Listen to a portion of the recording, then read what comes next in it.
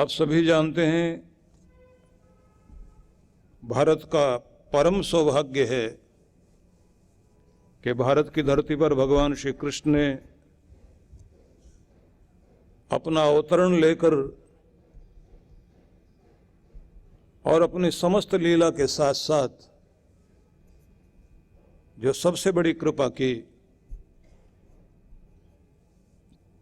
इस संसार को जीवन जीने के लिए,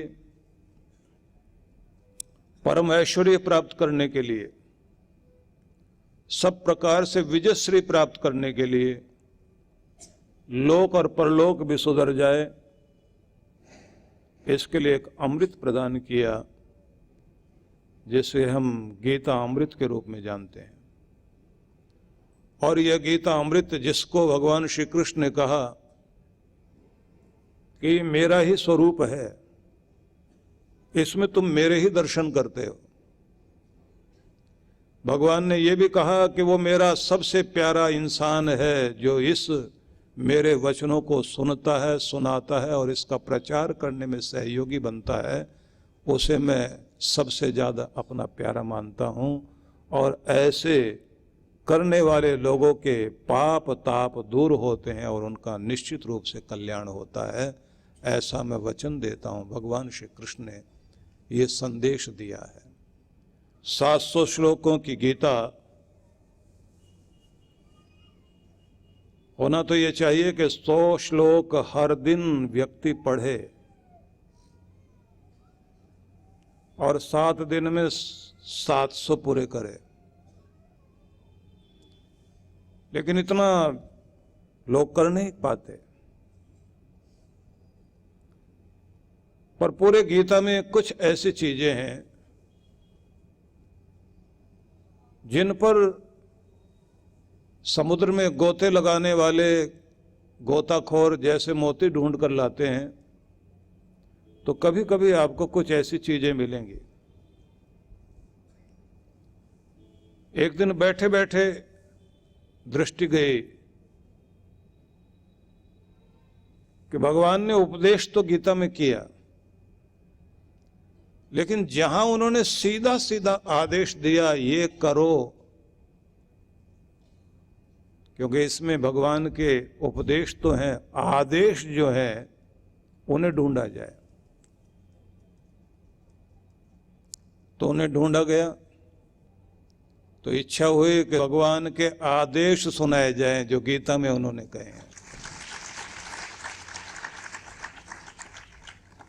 सीधा सीधा हुक्म, एक तो वो ऐसा करना चाहिए, ऐसा सोचना चाहिए, ऐसा मानना चाहिए, ये तो एक बात हुई।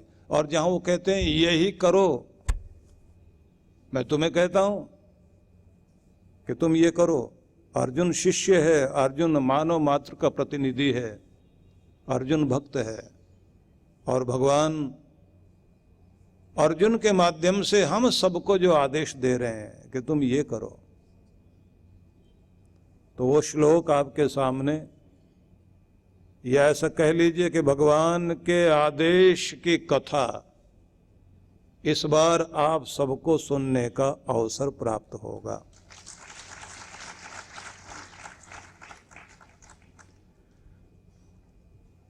दूसरे रूप में हम कहें कि अर्जुन फौजी है और कमांडर भगवान श्री कृष्ण है, और जब कमांडर आदेश देता है तो फौजी तो तुरंत करने के लिए तैयार हो जाता है। एक अंग्रेज ने, मनोवैज्ञानिक था, उसने एक प्रयोग किया। एक फौजी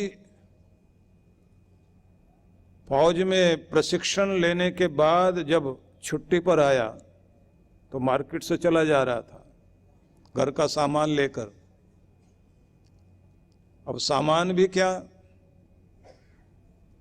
एक बर्तन ऐसा था जिसमें वो तेल लेकर जा रहा था।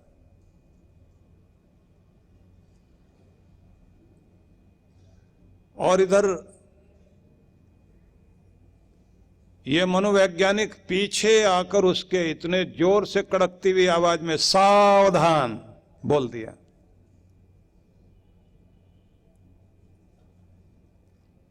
मिलिट्री की भाषा में जो ऑर्डर दिए जाते हैं। तो जैसे ही सावधान कहा, वो भूल गया कि मैं इस समय छुट्टी पे हूं, भूल गया मार्केट में हूं, तेल लेकर घर जा रहा हूं। सावधान कहते ही वो सावधान की मुद्रा में आ गया, तेल सारा नीचे।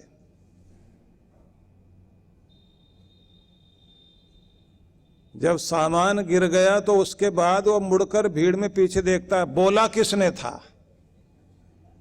मुड़ के देखा तो एक आदमी खड़ा हुआ। बोला, आपको मेरे से क्या दुश्मनी, मेरा सारा सामान गिरवा दिया। बोले, मैंने तो तुम्हें कुछ कहा ही नहीं, मैं तो भीड़ में बोल रहा था ऐसे ही। बोले, मुझे ध्यान में रख के बोला तुमने, मेरा सारा सामान गिर गया, सारा तेल नीचे बिखर गया।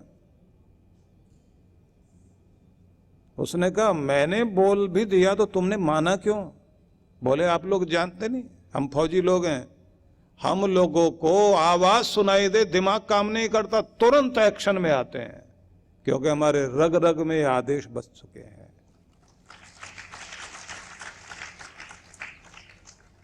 तो अर्जुन ऐसा ही है,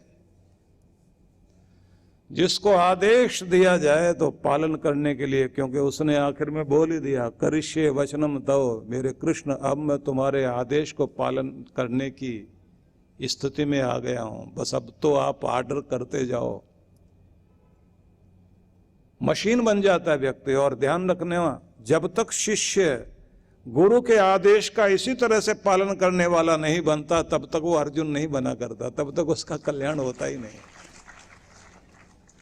जब वो अपना बीच में अगर मगर किंतु परंतु लगाने लगता है ना, तो वहीं कहते हैं द्वंद्व है बीच में, या संशय है। अगर मगर का मतलब ही है बीच में है आदमी, ना इधर है ना उधर है। जब आदेश का पालन करने लगता है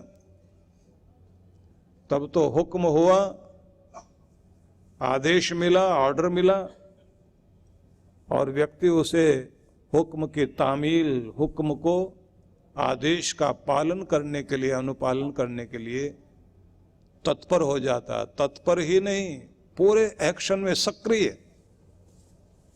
तत्पर होने में भी ये कहा जाएगा कि अभी तैयार हो रहा है, वो तो तुरंत लग जाता है, जैसे मशीन का बटन दबाया और वो शुरू हो गई। तो बस मैं आपको वही सुनाना चाह रहा हूं कि भगवान आदेश दे रहे हैं, अब आपको वैसा अर्जुन बनना है कि हाँ, पालन करना है। और पालन करना है तो इसका मतलब है कि पूरी तरह से जिंदगी में जोड़ देना। भगवान ने अलग अलग संदेशों में कहीं थ्योरी दी, जिसका अभ्यास करते हुए, प्रैक्टिकल करते हुए आपने उसकी अनुभूति करनी है। उसमें ज्ञान योग भी है, भक्ति योग भी है, उसमें संन्यास योग भी है, कर्म योग भी है। लेकिन जहां सीधे सीधे आदेश दिया गया कि नहीं ये करना है तुम्हें, अब मैं वही सुनाने लगा हूं, क्योंकि यह भगवान श्री कृष्ण के आदेश की कथा है। अब तक आप लोगों ने उपदेश कथा सुनी है, और ध्यान रख लेना, उपदेश में बिल्कुल ऐसे जैसे बोर्ड पर नियम लिखे हुए होते हैं, ऐसा करना चाहिए। अब आपको चुनना है कौन सा करना चाहिए, कौन सा नहीं, मर्जी आपकी। लेकिन जहां आदेश हो वहां ये तो पालन करना ही है। इसलिए जितनी कथाएं आपने अब तक सुनी हैं, उपदेश कथाएं सुनी हैं, आदेश कथा जब सुनोगे तो बहुत सावधान हो जाना, क्योंकि अब कल्याण होने का, अपने पाप ताप दूर करने का पूरा अवसर है, जिंदगी को नया बनाने का पूरा अवसर है। इसलिए ये जो थोड़े से दिन हैं, इन थोड़े से दिनों में मैं पूरी कोशिश करूंगा कि भगवान के सारे आदेश सुना सकूं तो बहुत अच्छी बात है, लेकिन ज्यादा से ज्यादा कोशिश करूंगा जितने से आपका पूर्ण कल्याण हो सके वो आदेश मैं आपको सुनाऊं। तो भगवान का प्रथम आदेश क्लैव्यम मा स्म गमः पार्थ नई तत्व उपपद्यते क्षुद्रम हृदय दौर्बल्यम त्यक्त्वा उत्तिष्ठ परंतपः। दूसरे अध्याय का 3रा श्लोक। क्योंकि आप लिखने बैठे हैं तो सिर्फ इतना ही डाल लीजिए, संख्या डाल लीजिए कि ये पहला आदेश भगवान श्री कृष्ण ने दूसरे अध्याय का 3रे श्लोक में कहा, क्लैव्यम मा स्म गमः। नपुंसकता को, कायरता को प्राप्त मत हो अर्जुन। जिंदगी में कायरता नहीं चाहिए। क्या संदेश हुआ कि कायर बनकर मत जियो, आदेश है भगवान का। और कहा कि ये तुम्हें शोभा नहीं देता क्योंकि तुम अपने स्वरूप को पहचानो। न त्वयि एतत् उपपद्यते, यह तुम्हारे लिए नहीं है, ये तुम्हारे लिए शोभायमान नहीं है, तुम्हें शोभा नहीं देता कि तुम कायर बनो। तो 2 बातें हुई, कायर नहीं बनना, डरपोक नहीं बनना, भगोड़ा नहीं बनना, जिंदगी का सामना करें, समस्याओं का सामना करें। एक। दूसरी बात क्या, तुम्हें शोभा नहीं देता, क्यों? तुम जानो तुम कौन हो, वीर। और जो व्यक्ति जिसने बड़े बड़े ऐसे बड़े युद्ध लड़े हों, बड़े बड़ी समस्याओं का समाधान किया हो, साहसिक कार्य किए हों जिसने, और अगर वही कायर होकर कायरों की भाषा बोले, शोभा नहीं देता। तो 2 बातें हुई, कायर नहीं बनिए, दूसरा ये तुम्हें शोभा नहीं देता। तीसरी बात, क्षुद्रम हृदय दौर्बल्यम त्यक्त्वा, दिल की बहुत क्षुद्र कमजोरी को छोड़कर अपने कायरता वाले रूप से ऊपर उठो। मतलब क्या हुआ? भावनाओं में बहकर अपने स्वरूप को भुला बैठे हो तो इसे छोड़ो। तो कितनी बार जिंदगी में ये आता है कि हम इतने भावनात्मक, जज्बाती, इमोशनल, ऐसे सेंटी होकर बैठ जाते हैं, नहीं अब इस घर में मेरे लिए कोई जगह नहीं रही, अब इस रिश्ते का कोई मतलब नहीं रह गया। इन्होंने ऐसा बोल दिया मुझे, ये लोग ये करने लग गए हैं, अंजल खत्म हो गया इस घर से मेरा, अब यहां नहीं रहना, जहां नहीं चैना वहां नहीं रहना, पता नहीं क्या क्या बोलते हैं। तो आ गया ना मन में कोई भी ऐसी कमजोरी जो आपको बांध ले, वो हृदय की दुर्बलता है। कहते हैं हृदय की दुर्बलता को छोड़ो और ऊपर उठो। और चौथी बात, उत्तिष्ठ परंतपः। अब यहां 2 बातें हैं कि जो शत्रुओं को संतप्त कर दे, ऐसा अर्जुन, उसे कहा गया है कि तू उठ के खड़ा हो। तो ये 4 शब्द हो गए, भगवान के 4 आदेश हुए। एक श्लोक में 4 आदेश। पहला क्या? आपको हर दिन याद रखना है क्लैब्यम मा स्म गमः, तुम्हें कायर नहीं बनना है, कायर मत बनो। सीधी आदेश की भाषा, ऑर्डर है। चेक करते रहो, कायर तो नहीं बन गए हो, भगोड़े तो नहीं बन गए हो। भागना नहीं है, जिंदगी में जागना है। समस्याओं से मुंह मोड़कर भागने की जरूरत नहीं है। जब आपको दर्द बहुत परेशान करता है ना, तो आखिर में आप कहते हैं कुछ भी करना पड़े, अब तो सामना करना पड़ेगा। मतलब चाहे इंजेक्शन लगे, चाहे ऑपरेशन कराना पड़े, चाहे कुछ और पीड़ा भोगनी पड़े, लेकिन इसका इलाज करेंगे। उस समय आप तैयार होते हैं। उस तैयार होने का मतलब होता है कि जैसे ही आप बहादुर बने, अब समस्या का अंत है। और जब तक आप डरे रहे, तब तक समस्या सिर पर हावी है। जब भी आप किसी भी चीज से डर कर बैठे हैं, आपका दुख आपके सिर पर है। और जैसे ही आप साहसी बने, सामना करने के लिए तैयार हुए, उसी समय आपका दुख दूर होता है।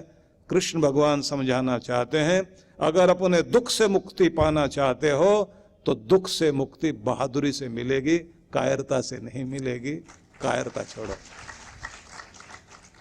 जो होगा देखा जाएगा, सामना करेंगे। डर कर भागते रहिए। जो डर कर भागता है वो चैन से नहीं सो पाता, ये ध्यान रखना। झुग्गी झोपड़ियों में सिसक रहे निर्धन बेसहारा बच्चों के लिए प्रगति की सोच रखने वाले, इनके सपनों को साकार करने के लिए इन बच्चों की ही क्षमताओं को बल देने का संकल्प लेकर चलने वाले परम पूज्य श्री सुधांशु जी महाराज एवं डॉक्टर अर्चिका दीदी के पावन सानिध्य में बाल कल्याण योजनाओं को विश्व जागृति मिशन के तहत पिछले कई वर्षों से संचालित किया जा रहा है। इसके लिए पूज्य श्री द्वारा झारखंड के नक्सली प्रभावित आदिवासी क्षेत्रों रुक्का खूंटी में निर्धन बच्चों के संपूर्ण विकास के उद्देश्य से पिछले कई वर्षों से स्कूल चलाए जा रहे हैं। बच्चे समाज और देश का भविष्य है। इनके उत्थान के लिए यदि आप भी बाल विकास योजनाओं में अपना सहयोग देना चाहते हैं तो ऑनलाइन डोनेशन के लिए लॉगिन करें www.vishwajagritimission.org। नवजीवन साधना। क्या नकारात्मक विचारों को मन में आने ही न दें? ये हमारे वश में है? क्या तनाव की जड़ें मन में उपजेंगी ही नहीं? अगर निरंतर ध्यान साधना को जीवन में शामिल कर लिया जाए, आध्यात्मिक जगत में परमात्मा की अनुभूति के साथ क्या सांसारिक जगत में भी प्रसन्नता, सफलता, संबंधों में आत्मीयता, धन ऐश्वर्य का सपना सच करती है नवजीवन साधना? तो इसका जवाब है हाँ। इस कल्पना को साकार रूप देने का संकल्प है गुरुवर श्री सुधांशु जी महाराज व श्रद्धेया अर्चिका दीदी द्वारा भक्तों को ध्यान साधना की एक और अनुपम भेंट नवजीवन साधना।